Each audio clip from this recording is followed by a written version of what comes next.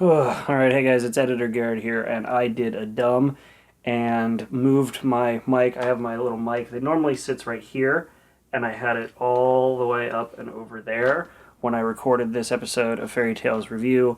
Yeah, sorry about that, guys, but I wanted to put that in at the beginning of the episode. But yeah, let's get rolling with the actual video. Sorry about the audio. Well, that brief and beautiful moment we had from last episode where we finally got an episode without a recap opening is over. I'm glad we all had a chance to enjoy that together, but now we are moving on to episode 44 of Fairy Tale's final season with a recap opening. So let's get started.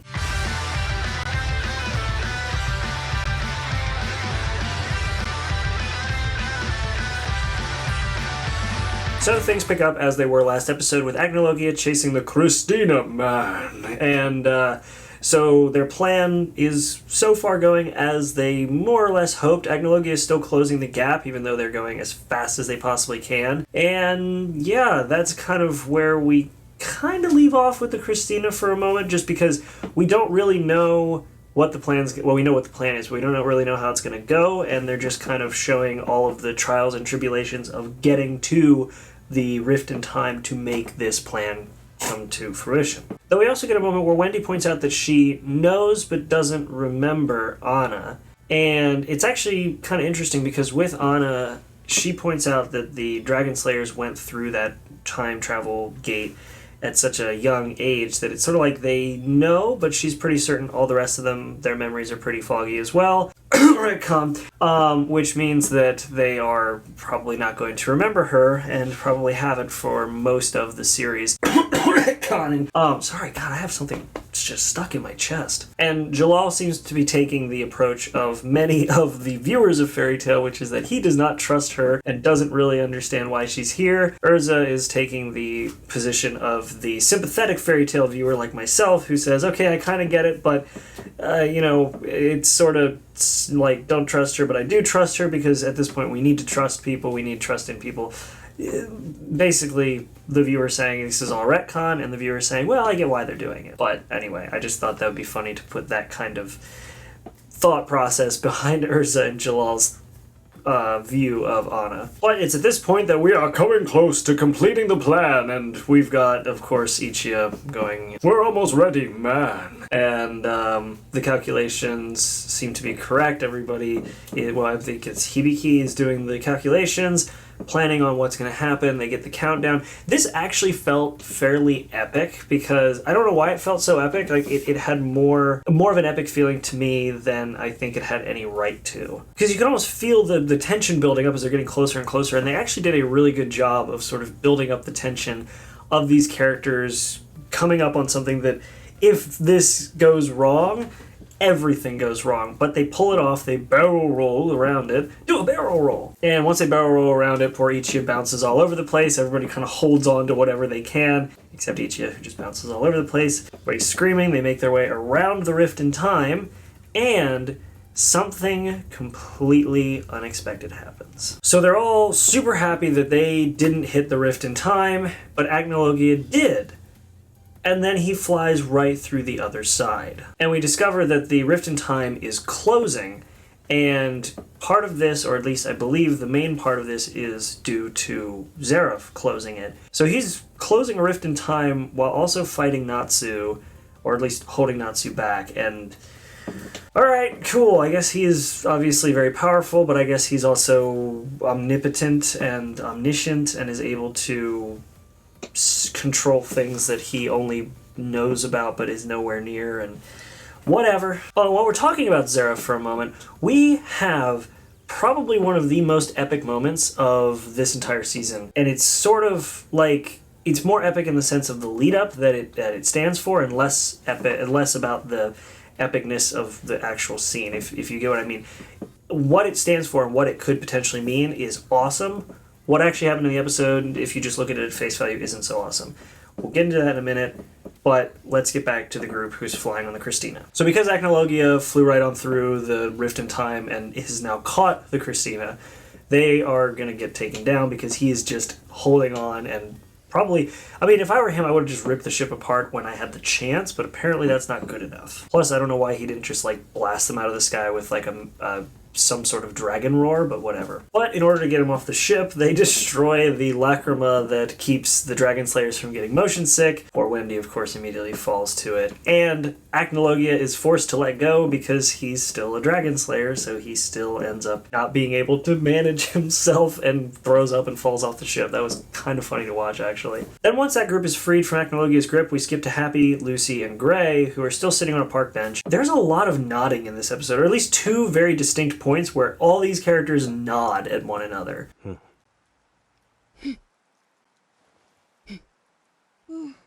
I don't know why. Like, I feel like that was something that was sort of shown in the manga, but they went and just animated it versus just straight up doing it. Anyway, it just felt like a little bit of like padding. Not a lot of padding, but it just felt like some padding of the episode to make it a little longer. But they're nodding because Lucy is now going to open the Book of END, and when she opens it, which takes an odd amount of time unless my hard drive skipped,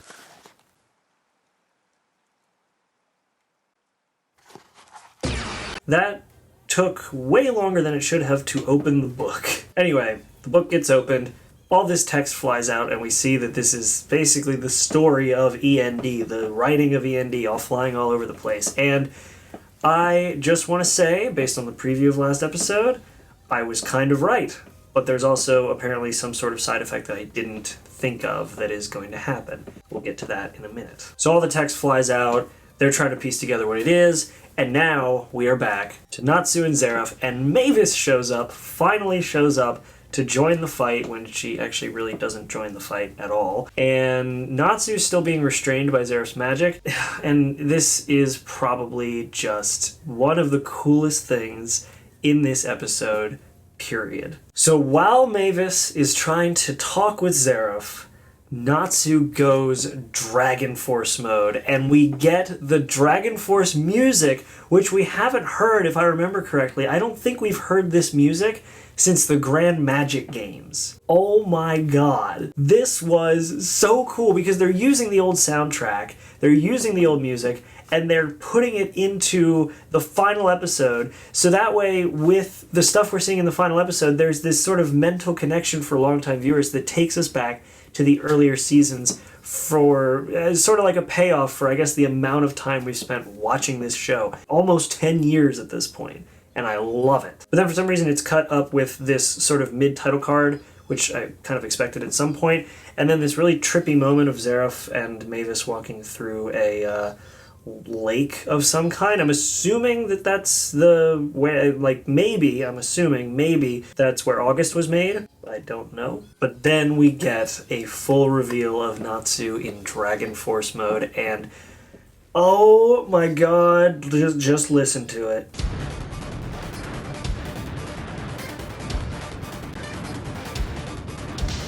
Oh man, so that happened. And we are getting ready to see Zeref and Natsu go full bore and just fight one another. And then Mavis steps in the middle and stops everything from happening. Son of a bitch. And she's trying to stop this fight from happening. She does stop this fight from happening. And she ends up basically making things worse for everybody. So because she steps in, because she gets in the way, and because she gets so close to Zeref, within arm's reach, he grabs her. And they try to communicate, or she tries to communicate about she has a plan on how he can die, how to end his internal suffering. Zeref tells her his plan, all this stuff. But at the end of the day, it doesn't matter. She's close enough. He grabs her. He takes away her magic powers. Or her magic whatever. I'm so pissed with the way that this happened that I can't form words properly. Like, it is so infuriating to me that they tease us with this goddamn epic moment with Natsu going full Dragon Force, fire everywhere, breaking free of Zeref's spell, going at him, Zeref's getting pumped, and then freaking Mavis not only gets in the way of what would be an epic fight, but then also, on top of that, gets herself in more trouble and loses all of her magic power. So anyway, let's get back to the Christina, I guess. So they get back to the Christina.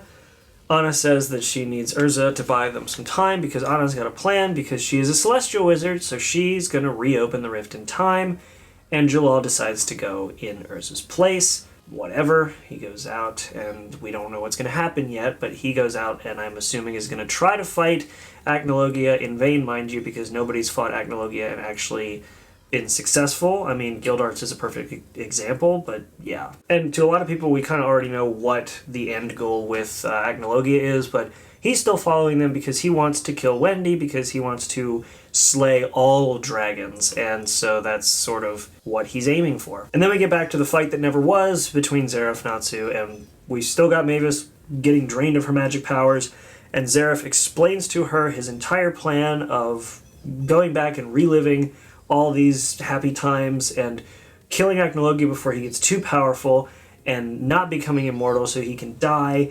And his only regret is that he will never have met her, but it's probably better for her that way because then she'll be happy. And their regrets is that they won't meet one another. She doesn't want that to happen because she thinks the world as it is beautiful, which in this context, I guess I sort of agree. And yeah, then she's all out of magic power and he just drops her. She's not dead, but apparently she's not affected by the removal of magic power where that can be a lethal thing, even though we've seen in the past that even Makarov was that way.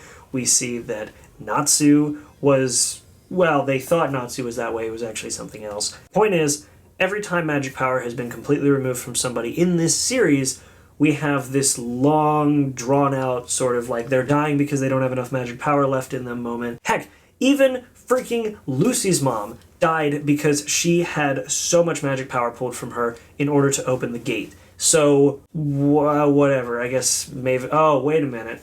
Mavis is immortal, so I guess she's not going to be dead because she's immortal. I just thought of that. Ignore everything I just said. But while Zeref is draining Mavis of her magic power, we also see a little bit of the power of Mavis's ability because Natsu is just running towards them, and just by the sheer force of wind or just a force, Natsu gets pushed back and thrown back, essentially, from what was happening. And then we see the true ability of Mavis's magic power in the hands of Zeref. So Zeref is now over his black goth phase, and now he thinks he's a freaking god. He goes full, I guess, god mode, and he's got these angel wings, he's got white hair now, he's got a six-pack and an open jacket that's suddenly all white, and he's still got the dark eyes, though. But he says that he's a god in control of time itself. So, yeah, I guess he's kind of powerful, even though he already was. And I'm kind of interested to see how Natsu's going to face off against him, considering that Natsu struggled as it was to take on Zeref in his just immortal and powerful form.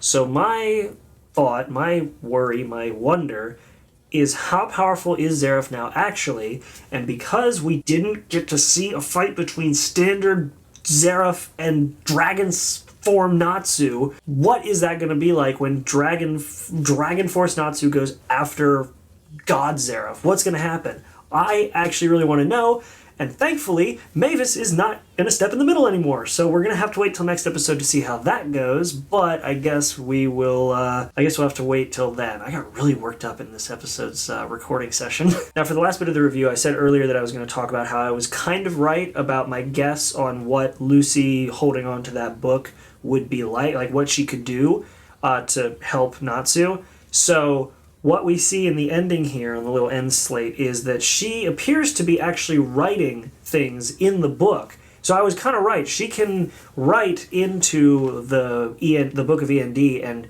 add things, change things, potentially, I guess, make him either more powerful or I don't know, maybe heal the hole in the book, perhaps.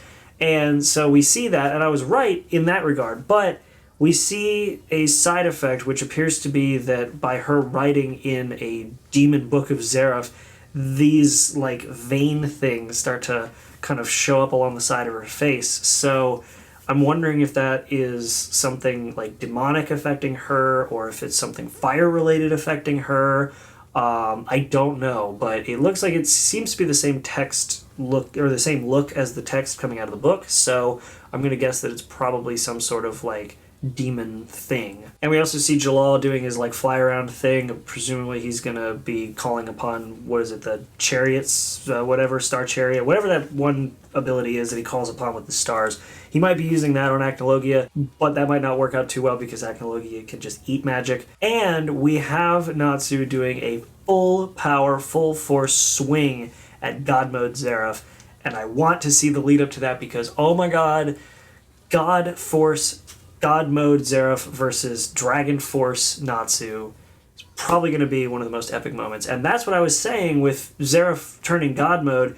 While it was sort of not the most epic scene as is on its own, the implications of Zeref now being this powerful, those implications are massive. Because who knows what they can do with him now? Who knows what, well, I guess the writers know, but who knows what ability, and the manga readers actually. Anyway, who knows, of the anime viewers, where they're going to go next? I guess the sub-watchers know as well. Okay, so if you're watching the anime dub as it's coming out, who knows where they're going to go from here with Zeref in God Mode? A very specific niche, I know. I'm behind because I haven't read the manga and I don't watch the sub version of this show, but sorry. Either way, I'm excited to see where that's going to go. I hope you guys are too. Sorry I got a little worked up in this episode, but I got really engaged in this episode because there were so many things that were epic, so many things that could have been epic. Freaking Mavis. And apart from that, I just can't wait to see where it goes from here, and I hope you guys are in the same boat if you're watching along with me. Either way, guys, thanks for watching. I hope you all enjoyed this. Check out the link in the description where you can watch this legally on Funimation's website. If, again, you don't have Funimation in your country, don't know what to tell you, I apologize for the inconvenience. Otherwise, thanks for watching, guys. Like, subscribe, check out the links in the description. Leave a comment letting me know what you guys think, if you think I missed anything, if there's anything that maybe I could have gone into more detail with, and I'll try to take that into account for next time. Otherwise, thanks for watching, guys, and I'll see you in the next one. Make sure to be there, and have a good one.